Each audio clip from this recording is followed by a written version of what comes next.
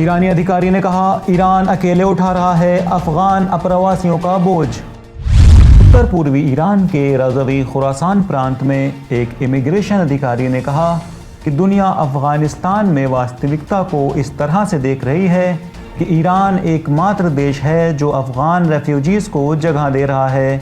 रज़वी खुरासान प्रांत के विदेशी प्रवासी ब्यूरो के महानिदेशक मोहम्मद तकी हाशमी ने सोमवार को इरना को बताया कि दुनिया के सभी देशों ने अफगानिस्तान में विस्थापित लोगों के लिए अपनी सीमाएं बंद कर दी हैं और ईरान को छोड़कर किसी भी देश ने उन्हें स्वीकार नहीं किया है। और इसी बीच ईरानी राष्ट्र के खिलाफ अमेरिका द्वारा लगाए गए क्रूर प्रतिबंधों के कारण ईरान मॉनेटरी और फाइनेंशियल संकट की चपेट में है। हाशमी ने कहा, यहाँ तक कि अन्य देश तो ईरान को विदेशों में उसके खुद के फंड्स तक पहुँचने देने से इनकार करते रहे हैं।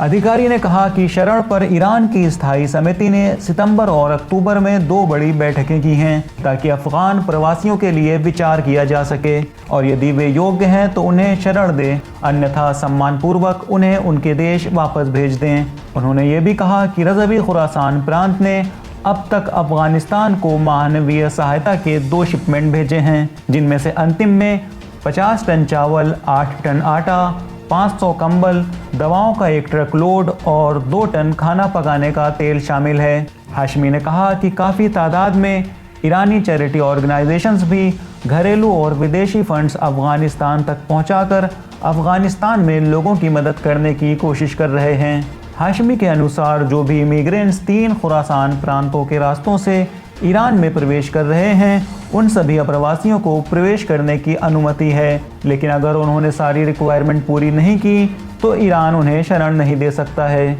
उन्होंने कहा कि तालिबान के अधिग्रहण के बाद से 5000 से अधिक अफगान नागरिकों को रज़वी खुरासान प्रांत में शरण दी गई है। साथ ही साथ 8000 अन्य ऐसे लोगों को भी शरण दी गई है जिन्होंने अपना वीज़ा समाप्त होने के बाद ईरान छोड़ने से इनकार कर दिया। सब्सक्राइब करिए विलायत न्यूज़ को ताकि ऐसे ही अहम खबरें आप तक पहुँचती रहें।